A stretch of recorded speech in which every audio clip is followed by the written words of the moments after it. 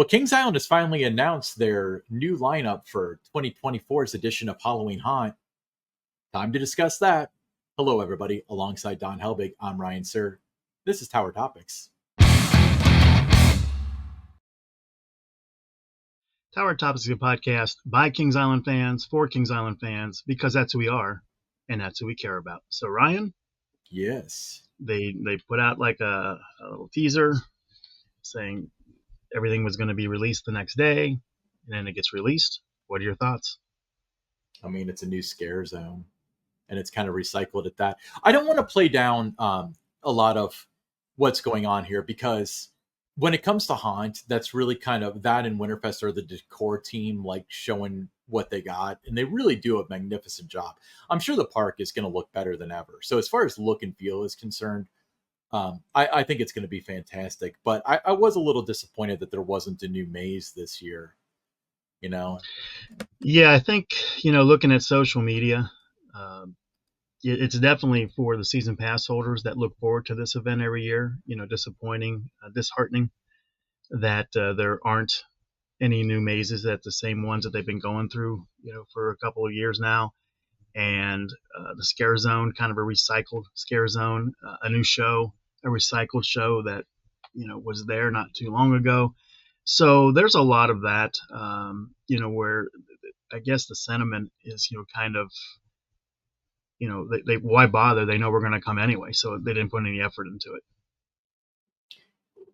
That's the thing. We've discussed this before, and I've countered this several times with it under several circumstances, but you've always said, if you want a ride to stay, if you want to make sure the monster stays forever, you vote with your feet.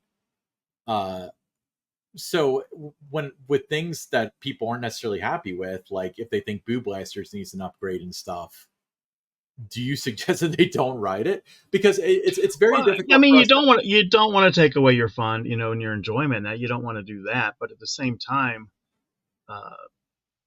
it's a long way away, from the glory years of Halloween Haunt with what they're doing now. I mean, you go back to 2007. You had Trail of Terror, you had Carnival, which was really well done. Mm-hmm. You had Club Blood, which was pushing the envelope. You had a lot of that, and it was considered the most immersive, scary event in the region. Everybody, really loved it. And then on top of that, you had all your rides and everything. Nobody could touch what Kings Island was offering. I mean, it was the place to go. You had everything. And then you look down the road now, 17 years later, of what it is now, and it's just a shadow of what it was, and it's kind of disappointing for the Haunt fans. Now, on the flip side, Kings Island is, and we talked about this before, is has been, is now, is always going to be about families. And in recent years, you've seen a lot more families with young children going to the event. The scare zones, instead of trying to scare the guests going through there, you see them smiling and posing for selfies, and it's just kind of not what it was before. But I guess that formula, I mean, it works for the park, because people still come. I mean, but what I would counter that with is, if they think, oh, we can just kind of throw anything against the wall because it's all season pass holders and they'll show up anyway, then isn't that kind of a monkey's paw effect, where if you don't offer a product that people are talking about, then it will only be season pass holders inherently? Like, who's going to buy a ticket to the most family friendly, scary event out there? They got a lot of competition. I mean, you're right about that. And speaking of the competition, there was a number of people that I saw on social media talking about, they're going to go to Land of Illusions. They're going to buy a pass there, or they're going to go to Dent Schoolhouse, that they're going to go to these other places instead of coming back to something that, they've been there, done that, got the t-shirt. Yeah. So I think that should be concerning, if you're the park that, you've won a couple of those awards, for USA Today, Best Halloween Event. But the campaign behind it is the reason that it won, not because necessarily how good it really was. There was a real strong, push and campaign behind it to solicit those votes. So, if you're resting on your laurels with that, that's not a good thing either, because you always want to try to get better. You always want to try to improve. And this event has not improved in recent years. Yeah, and honestly, I don't necessarily blame them. If you open the gates and people come, then just do that. Why put $1 million into it or whatever when what difference is it going to make? But again, like I honestly think that if they haven't already dug the hole, they're in the process of digging it where it's going to be an exclusively season pass holder event where no one's going to spend any money because they're not drawing from a new audience. I mean, No, it's well known that the people that spend money are single day ticket holders and group sales. They're both the same thing. They're once a year visitors or less. So of course they're going to buy a t-shirt or something. Season pass holders visit 5 to 7 to 12, whatever the number is times. So why would they? So yeah, and if you go off of last year's event, Ryan, where a lot of people thought it was disappointing, we saw a lot of that before they even announced what they were doing this year. But if you have back-to-back years of pretty much the same kind of product, and people are buying and renewing those season passes in part because they've always loved Halloween Haunt, well, all of a sudden it's not something that they feel they have to do anymore because they, like I said, been there, done that, got the T-shirt, and they start going to other places. That becomes a problem too. yeah, well, you'd think that the argument would be Haunt draws a sort of crowd that maybe Kings Island doesn't want, because it seems like it's a little bit rougher on the busy Saturday nights. I don't necessarily think that's always true. I think that there's an extent where it draws like the youth crowd and stuff, and they might fight or steal or yell at each other, whatever. But I think that it's just a lot of people in a small area, so it feels like it's worse than ever. But let's not go on before we talk about what is new. So they've got the new scare zone. It's called Hooked. It says the ghost of a almost said shrunken. The ghosts of a sunken pirate ship have returned to claim the treasures that is theirs. Dead men tell no tales, but they do want revenge. When the bells toll and the fog rolls in, beware. What you can't see can't hurt you, but it can kill you. So they did a scare zone and action zone just a couple years ago called Shipwrecked. That sounds strikingly familiar to this.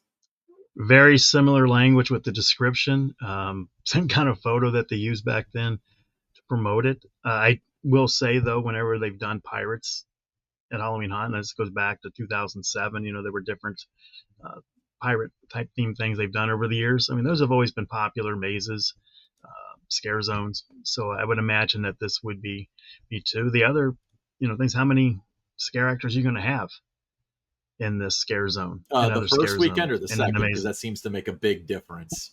It does, and that's the other thing. If you've only got 3 or 4 of them out there, it's not really effective. If you have 15 or 20 of them roaming around, then it can be pretty good. Uh, you want to have the staffing in place to really pull off a good Halloween event. And there were times when it used to be, more than 600 monsters. You don't see them putting a number out there anymore, do you? No, I Of how noticed that, many? and I noticed that they didn't really promote the auditions because I wonder if they didn't put it out just because that's the way they do things now. But also, I wonder if they know that just with the small amount of word of mouth, they're going to get the 250 or so people that they want, as opposed to I don't even know if six. it's going to be that many. I mean, I know that it was in the hundreds, as of last year with what they were working with. And when you have what 6 indoor mazes and you've got the scare zones and you know divided up, that's not a lot of people to go in each of these attractions. So that's another thing that makes it really great is when you have the staffing to really do it well. Nothing's worse than somebody investing 45 minutes of their time on a Saturday night to go through say Kmart and there's 2 scare actors in there, Oh yeah, or they go through and Slaughterhouse and there's 2 scare actors in there and that was an hour wait. So I mean those are the kind of things that if you're planning to go to this event, you know, maybe hold off a little bit and see what people are saying about it, what the feedback is that you're seeing on social media. Because if you're looking for the scares, you want the best value that you're going to be able to find. And it might not be here if that's what you're all about. Now, if you're going for just have fun with family and friends and, you want to ride roller coasters and those kind of things, you're going to have a great time.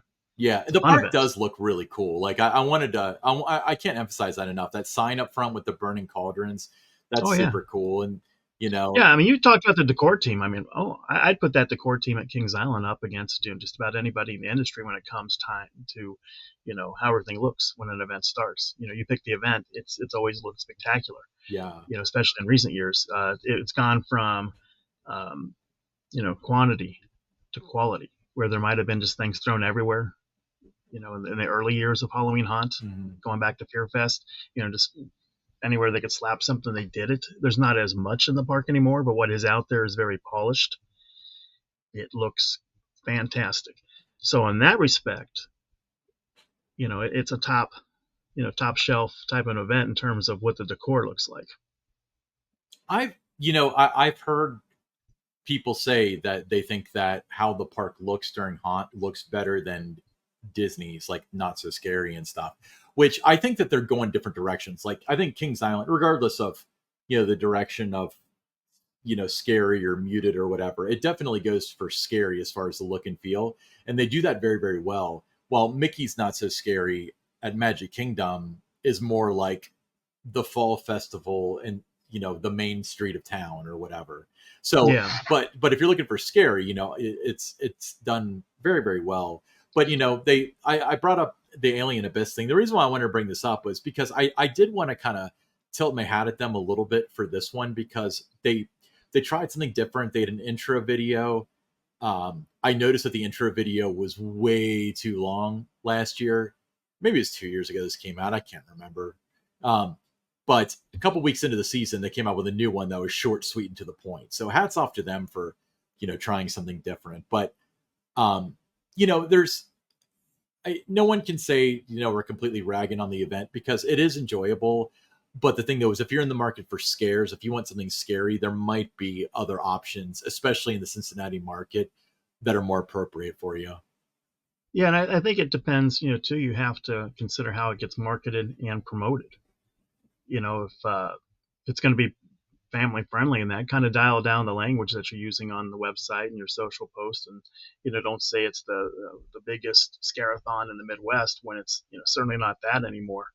um, it says like, if you go to their website, roller coasters won't be the only attractions conjuring up screams during the fall at Kings Island's Halloween Haunt. It's one of the most immersive and haunting Halloween attractions in greater Cincinnati. Is it, Ryan?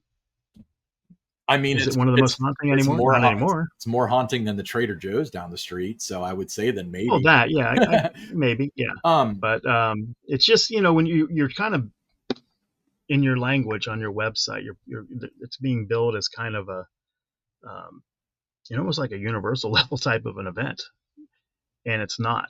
Now, if I think what they need to do is pick a lane and stay in it with the fall events. If you have haunt, it should be scary. Make it scary. But if you want to make it more geared toward the families and that, then make it geared toward the families. You're going to have success no matter which way you do it.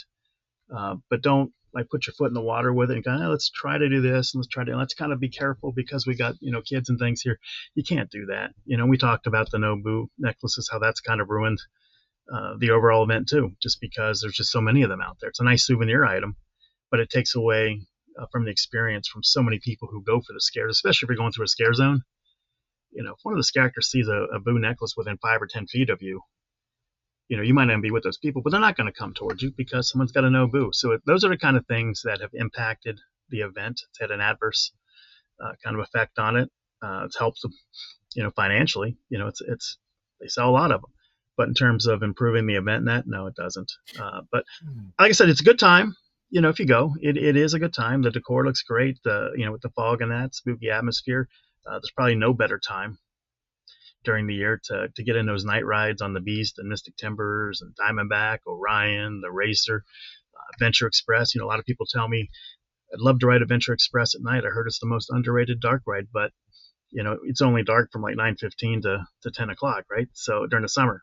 But if you've got till midnight, more people can experience that. So in those ways, those opportunities, that makes Haunt, a really good time to go. So you get a little bit deeper into those night rides, you get more of them, and you can experience more of them, and you can ride more times than once or twice on the Beast at night. So from that end, it's very good. The food, is always good. If you got the dining plan, You come in at when it opens, what, at 6 on a Friday night. It's open all day. The park is on a Saturday pretty much from 11 to midnight. So a lot of time to use your dining plans, the food, culinary experience. We talked about that being really good this year. So in that regard, there's value to it and everything. It just depends on what you're looking for. And when you look at social media, and we know a lot of the guests that go to the park, they want an immersive, scary, event. They're not going to get it to that universal level. That's just not going to happen. But they can be as good as, on the same level as what Busch Gardens is. And that one's really good. I experienced that last year in Williamsburg. That was really well done. Good staffing in the mazes. The core was really good. Scare zones were good. So there's no reason that Kings Island can't be at that same level as the Busch Parks. Let me play devil's advocate. I honestly want your thoughts on this because this could be kind of interesting. So you said pick a lane. So you want to be more family friendly or do you want to be scarier? They have a fantastic daytime event. Do you think that if they pick the lane of we're going to make the night one more friendly, it's just going to damage the daytime event? Because I feel like this blur is really kind of hurting them as far as the messaging was very simple. Daytimes for kids, night times for adults. But now when it's kind of like, well, first of all, if they pull back and decide to make it scary, they're gonna take it on the chin a little bit with I came the last 3 years and my 4-year-old was fine. I don't understand what's going on this year. So my concern would You be, have to be prepared to deal with that, though. If you're going to make an event a certain way, you have to be prepared to deal with that. You yeah, can't let two people complaining that it's too scary and then dial it down because you got a couple of complaints on that. I mean, that's what the event was supposed to be. So you have to you just have to decide what you want to be and stick with it. yeah. And to clarify, there are a bunch of options out there. Even if you have like the all park passport, there's Cedar Point has a fantastic event if you do want to keep it in the tribe. Six Flags Great America. This year, your all park passport won't get you in there, but next year it will. And of course, Kenny Woods is just absolutely legendary. The Phantom Fright Nights, is that what they call it? Great Um, fest, yes. and all of those events are known to be scary and edgy and stuff. So if that's your market, that's the direction that you might want Yeah, to and then you got the consider. flip side. You've got what Dollywood does their Harvest Fest every year. The park is the decor and everything decorated great for families, and that works for them. Uh, they've decided that's what they're going to be. They've never tried to do the scary route. Holiday World has a nice family friendly event. It's open during the day. It's not going to be open until like midnight or anything, but what they do during the day is just a lot of fun. And you see some other parks doing it that way too. So there's a lot of things in the area. You just decide what is of interest to you, and if you want the scariest type things, well then drive whatever it is 4.5 5 hours to Kennywood, and you'll have a really scary time there. If you want the family friendly type thing, go to Dollywood or Holiday World. If you want something that's kind of in the middle, Kings Island, Cedar Point. Cedar Point's a little more, I think. It's definitely a more intense and scary event than Yes. what Kings Island has put out there in the last several years. Well, because I they just do the back of the park essentially, and I think that works to their advantage.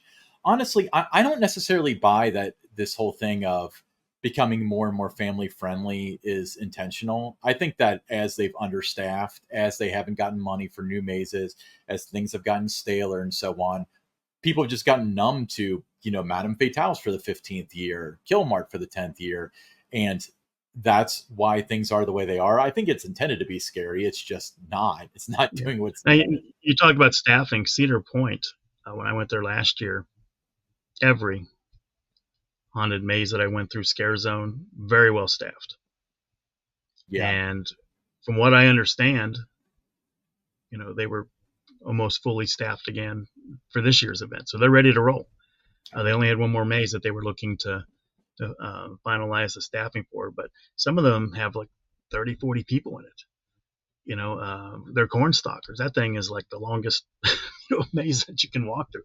But every several feet, here's another scare actor, popping out at you. yeah. So, I mean, they've got no problem staffing their event.